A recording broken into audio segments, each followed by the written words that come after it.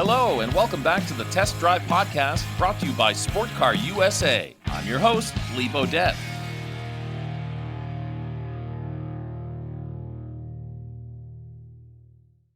Well, hi, everybody, and welcome to our Test Drive Podcast number 42. I'm Lee Bodette, your host. I've been a radio broadcaster for over 40 years. I host the series called Test Drive, that is, on the YouTube channel, and I'm the front man and host of Sport Car USA, and obviously a car enthusiast by entire life. My co-host, as always, is Scott Nickerson from Sport Car USA. How are we doing, Lee? We're doing great. We're very excited today. Our guest is John Malinowski, and John, tell us about yourself, background, where you grew up, where you live now, and what you do for a living. Oh, sure. I was born and raised in Western New York. When I graduated from college, I moved down to IBM. I was actually in Western New York. I was a field service engineer for IBM for Selectric typewriters and copiers. Then I took a position in IBM Research in Yorktown Heights. Spent about 10, 12 years down there. Moved up to the Burlington facility in '96 and been here since, living in Jericho. Well, many of our listeners and people that are viewing us today have heard about Cars and Coffee, but there are some that have not. Tell us what Cars and Coffee are all about. Well, it's, just a name. Anyone can host one. You may have seen it. There's a national events around. They've gotten very large. In fact, so large that some of them had to shut down. It's just a gathering of car enthusiasts. We really don't want to, I guess it's called Cars and Coffee because you don't want to call it a car show, as that whenever you hear show, you think there's judging. Right. And when there's judging, not everybody shows up. So in this case here, I picked it up around 2015. It was originally started by George Walker, Al Barber, and Drake Wallace, and they were doing it at the South Burlington High School, and they also had one going in Barrie. And I participated in that. And then around, I think, end of early 15, George just disappeared. And a few of us got together. We still liked having it. And I guess I just may have raised my hand too high or something like that. And I took on the task of learning to be a promoter. No, and that's just has been a whole broadening experience. Sport Car USA is based in Vermont, northern Vermont, and John, of course, you are in Vermont as well. Are you covering the entire state, or is it New England, or where? No, I'm local. I have primarily the event in the U Mall currently, University Mall, through the VAE. The VAE also supports a event in Middlebury. Yep. That is started up last year. There's another Cars and Coffee event that goes on in Barrie that I'm not associated with. So whenever you see, I have a website, Cars Coffee Vermont, and of course a Facebook page, Cars Coffee Vermont, and that is always primarily the events at U Mall and Middlebury. You may be aware that we host some off-site events, Vermont Sports Car, Renline, Bag Riders, and Husky Technologies.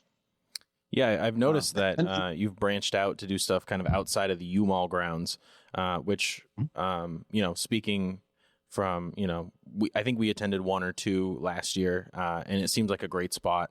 You obviously have coffee places close by, and who are some of the businesses that you work with kind of to make all this happen? Well, clearly, it's the U-Mall.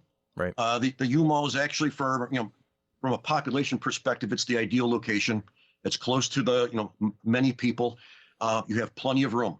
And the U-Mall has been very welcoming. They've been great to work with. But the piece you learn is that when I started doing this, when I first picked it up, we were at a church over on Williston Road. Yeah. And what it really came down to was insurance.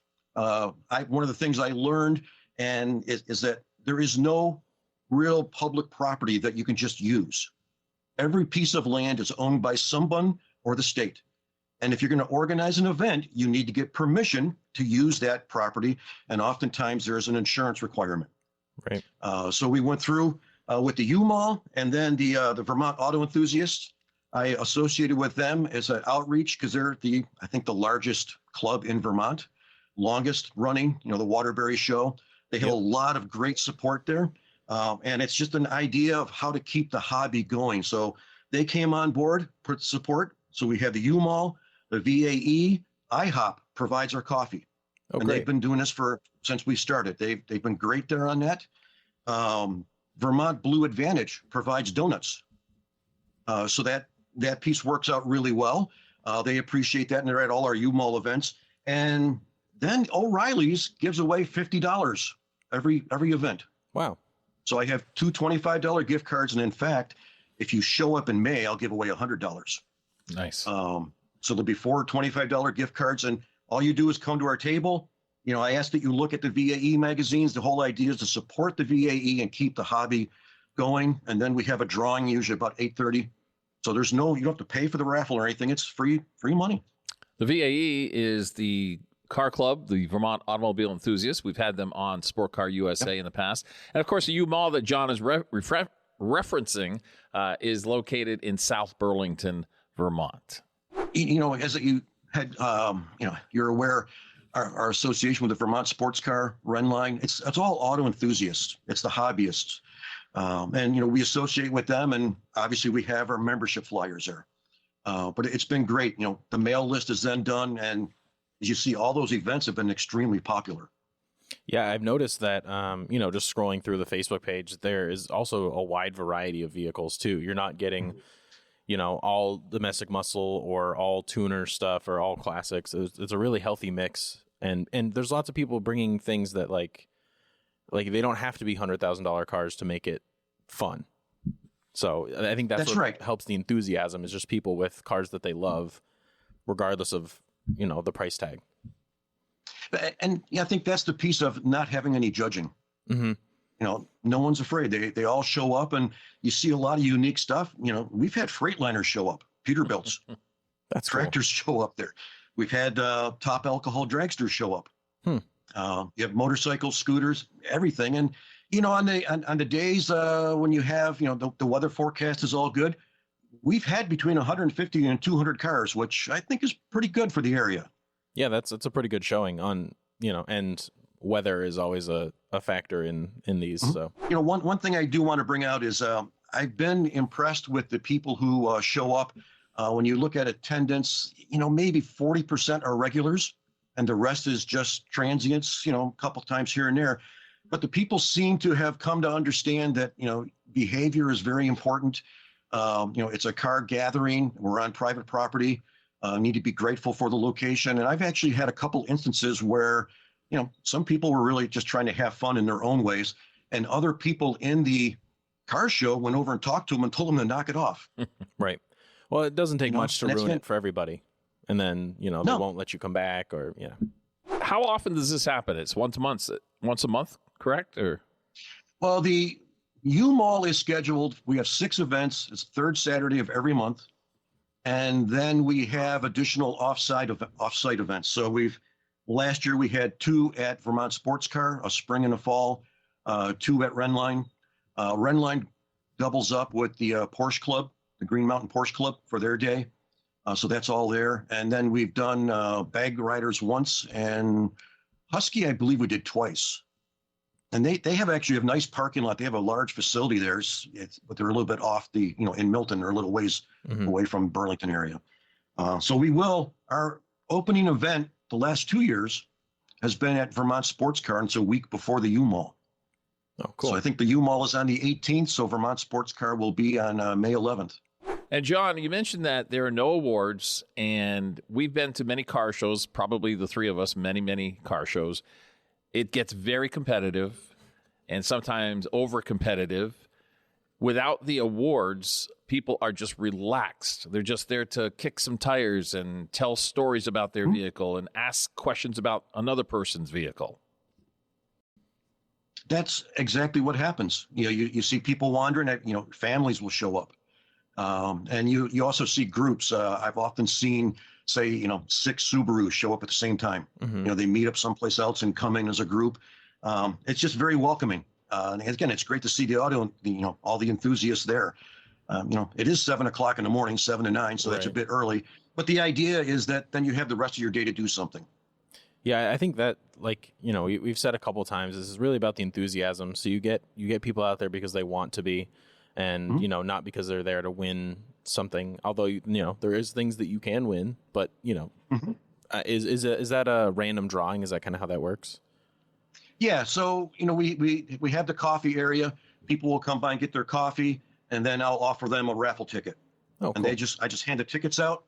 Oftentimes my wife would be there and she would go through the crowd and hand them out also. And then I just get on the megaphone and draw the numbers Cool. and give them out right there. So, for our drawings, it will be, two $25 gift cards for O'Reilly's. And we give away year memberships for the VAE. We've talked to people from the VAE, and they have members all over the world. It's not just a Vermont club, although it is the biggest in the state. It's definitely something that would be pretty high value there, a year membership. So It is. And I'll go with one question that is often asked when I hand it out is, so what does the VAE do? Yep. And I guess myself, I've always kind of associated them with the older cars, but there are muscle cars in there. There's newer cars. There's people with Corvettes.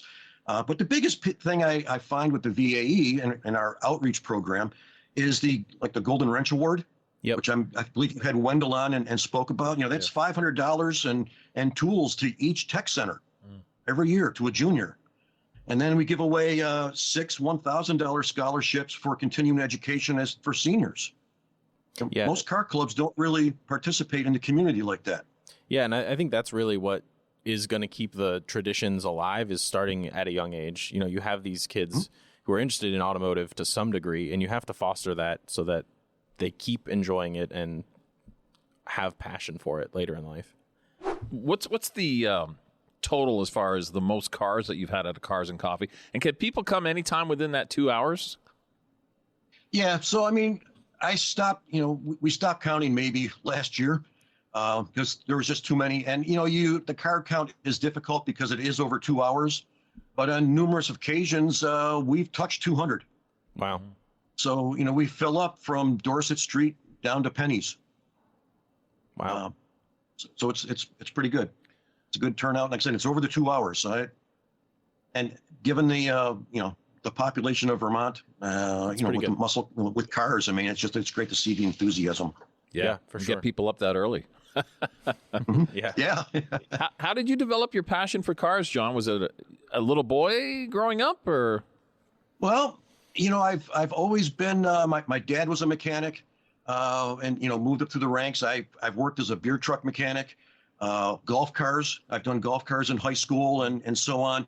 And as I said, the mechanical work, like a Selectric typewriter, is a purely mechanical machine, and you guys have probably never seen one apart, but they are fantastic. It's really impressive what they do.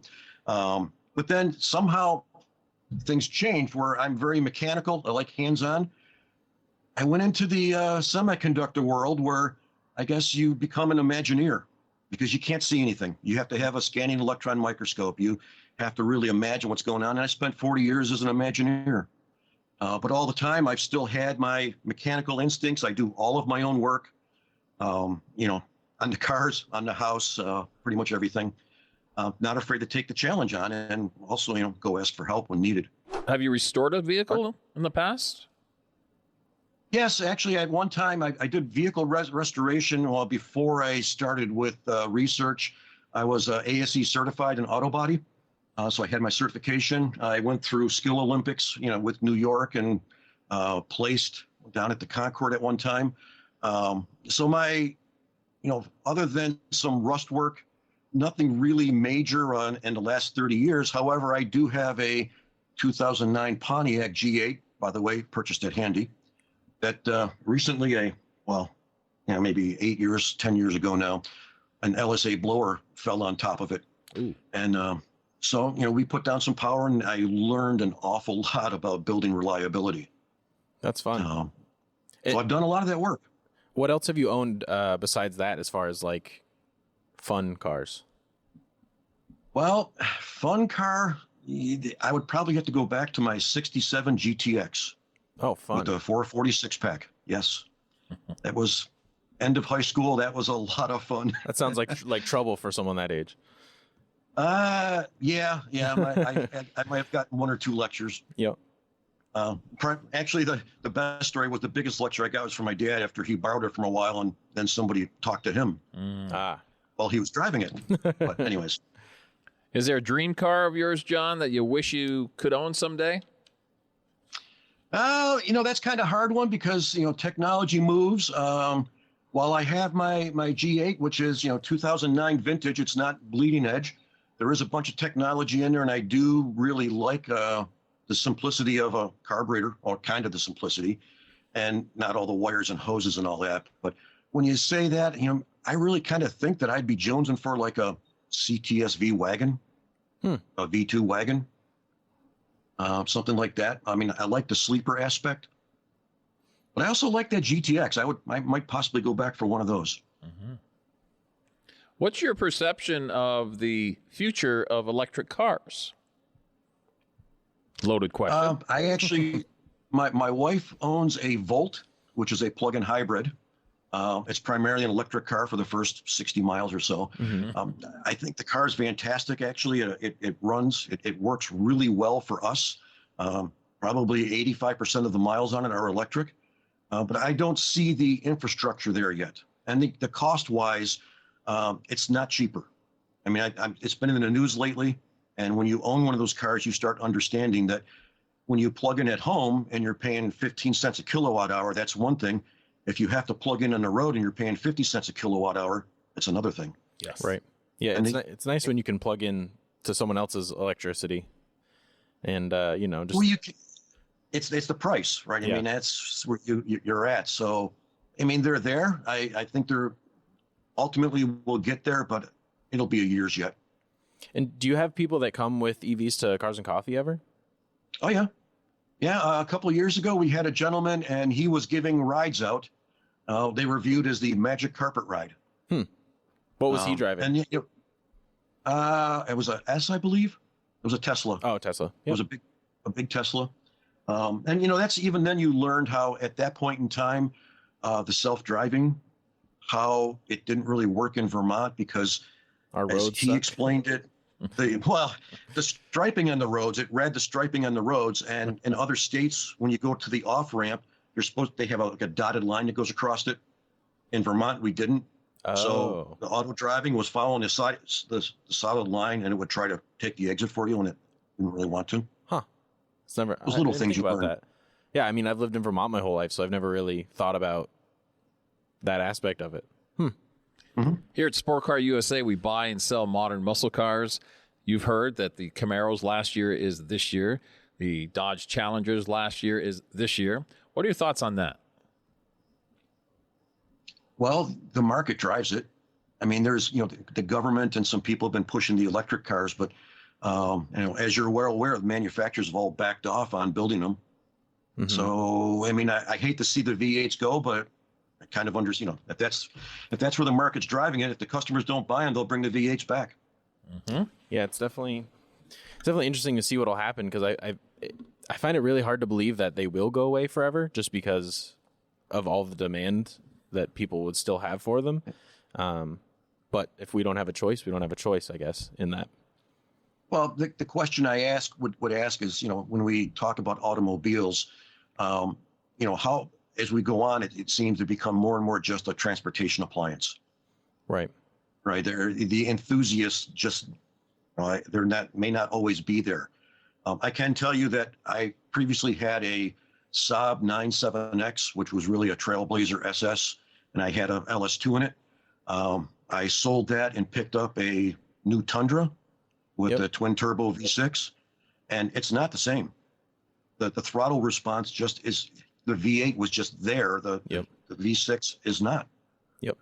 Still great, but different. Oh yeah, it tows. Oh yeah, it runs. It does its job very well, but it is different. Right, the way that they react, and even like going back to like when vehicles change from electronic to electronic pedals, basically.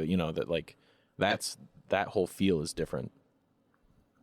Yes. Or when you're pulling a mechanical cable that's moving the throttle on the engine, that's immediate. So. And probably most people don't realize that they're not pulling a cable. Right.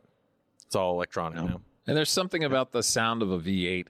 you could probably close your eyes at one of your cars and coffee and tell which vehicle is coming to the event, like pulling into the parking lot, if you will, whether it's a Chevelle or a Corvette. You just know that sound. Absolutely. Is there any favorite memories or favorite vehicles that you have from the event? There's been numerous ones, like I said, some of the old Mopars that show up, the old Cudas, and then you go to, there's been, the Ford GT. There's been a couple of those that have showed up. There's been brand new Vets. There's just a whole variety. And, sometimes one just catches your eye and they're just different. And as you had, realized there's some that are in really top-notch shape and there's some that are getting ready to be top-notch. Right. Yeah, and being so close to Canada is nice too. We definitely see a lot of Canadian vehicles come down. I don't know if you've had that at any of your shows. Not many, but I've definitely seen. There's lots. We're 10 minutes from the Canadian border here, so just up in Montreal, there's all kinds of people with really, really special vehicles. There's a big car culture in that area. I think the 7 a.m. probably is the limiting factor for them. That makes it a little bit tougher. Yeah. And it works out actually pretty nice that one of your first shows is the same day as our first car show of the year. And it's basically you could go right from Cars and Coffee directly to our show, and you could have a full day, and you can go from having coffee in the morning to all kinds of good food at our show in the afternoon. Mm-hmm. You almost said beer, didn't you? You almost said beer. No. That sounds like trouble. Beers and coffee doesn't work quite as well as Cars and Coffee does. John Malinowski, the promoter of Cars and Coffee in the Chittenden County area of Vermont. John, is there a car or two that maybe has really stuck out when it arrived at the University Mall in South Burlington over the years? As I shared it, it's just such a wide variety. It's tough for me to do that. In my mind, I really like the GTX body style. Like I said, some of the old Mopars, but we have such a variety. I mean, you get some of at one time we had the 4x a couple of Jeeps. And the interesting thing was that there was 3 of them there. And so one was parked in one spot and the other 2 pulled up alongside him and curled up on the tires.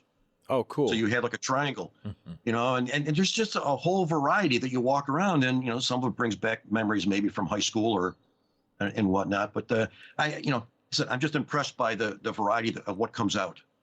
Well, you would never expect many of these things to show up. And like you said, you have about 40% or so of regulars. So, if you go 1 month, you should go again and again and again, and you're going to see all kinds of different vehicles month to month. So that's the kind of fun part about it is someone might be busy on this Saturday and they have a cool car, but they can come the following month.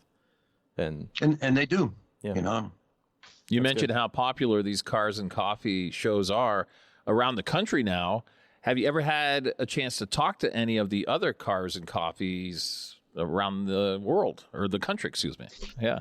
No, there's really not any much interaction there. Like I said, I've known from what I've read where some of them have gotten so large that they were just uncontrollable. And I can easily see where that would happen. So we're pretty low key on that aspect. Like I said, the people really take care of it and police it themselves, which I'm very appreciative of. And like I said, I have talked to the folks down in Barrie. I mean, they put their show on and they've had some good turnouts. And we're starting the ones in Middlebury. I believe it's going back again this year. Awesome. It'll be on the Facebook page and the web page. Do you have days planned for those? Or are they going to be? It's going to be, I think it's the second Saturday. Okay, so you can have second one or just fourth about every Saturday. week. Yeah, so there'll be, I think the Middlebury and the Burlington ones are, adjacent weekends. And then, like I said, for the Burlington area, I'll do the other ones at the Vermont Sports Car, Renline, Bag Riders, as those people request it. Which is another thing that, those are all companies that hopefully we can get on the podcast in the future, but those are Vermont companies. Those are companies that are started or are almost all, if not all, their manufacturing is right here in Vermont. I know Vermont Sports Car they're doing incredible things. They have people like Travis Pastrana on their team, and it's right here they're in Milton, I believe. Yes. So, right here in rural Vermont, there's a super big car company that's doing really, really cool stuff. And, the event at their shop is, it's an open house. And so they have a very fine facility. It's clean room. Yep. And they have some of their sample cars in there. They have apparel, but it's an open house facility. So it's more than a car show. It's more than a car event. You can tour the factory. Yep. Or just a window tour. And are Renline and Bag Riders the same way? They kind of open up? Yes, they are. Awesome. Yep. And I know. Yeah. So the buildings. I know what Bag Riders does. They do air suspension and things like that, but I'm not quite familiar with Renline. I know you talked about them being part of the Porsche Club. Yeah, so I believe they've been primarily Porsche aftermarket parts. Okay. And, they manufacture stuff there. I'll often see Facebook posts where they're requesting cars from local people to test fit, oh, cool. New items. So again, it's a pure, Vermont facility. That's something you wouldn't think of either, is Vermont and Porsche. No. But considering we can only drive these cars for a third or a quarter of the year, we have quite a good group of people that are very passionate about the cars. So, and we work with the Green Mountain Club. We have a Porsche day for the Cars and Coffee, and a good number, probably maybe 25, 30, you show up there, which to me is pretty good, and they're all vintages. Awesome. Yeah, it would be. It might be cool to, on the day that we have the show at the same time, to kind of organize a cruise too, to kind of see if we would be able to bridge the gap a little bit.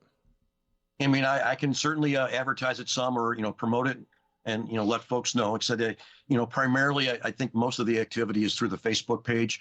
I don't. At least when I haven't updated I guess I look at it and say, I have a web page out there.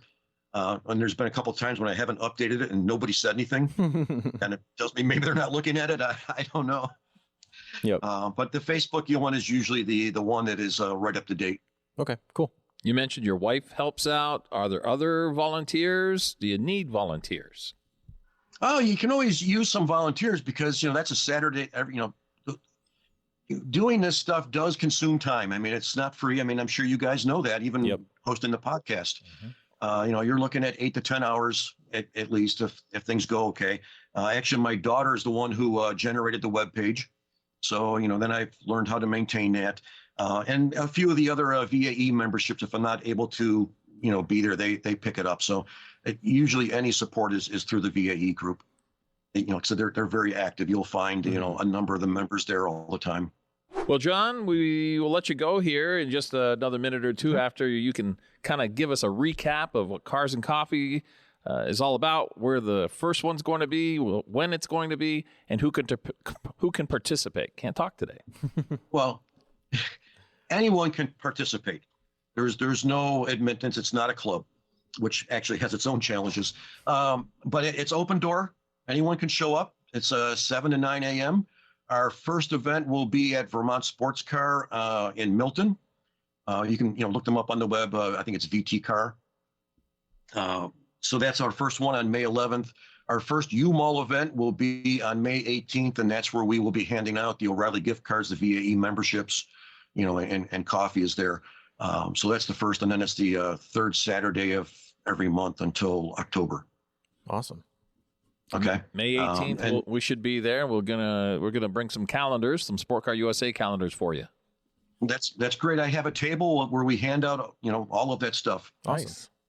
We'll bring some stuff for you to give out then. Okay. All right. Well, John Malinowski, want to thank you very much for being with us. John, of course, the head of the not the Sport Car USA, but the head of the Cars and Coffee, with the first one coming up on May 11th. And we'll all go to the website and check out the other dates as well. John, thank you so much for being with us. Oh, my pleasure. Thank you. Thank you. I want to thank everybody for listening to our Test Drive podcast number 42. I'm Lee Bodette, your host. And be sure to check out our Test Drive series on YouTube. We'll see you next time on our next Test Drive podcast a week from today. And remember, let's never forget the men and women serving this great country of ours. Thanks, Scott Nickerson. Goodbye, everybody.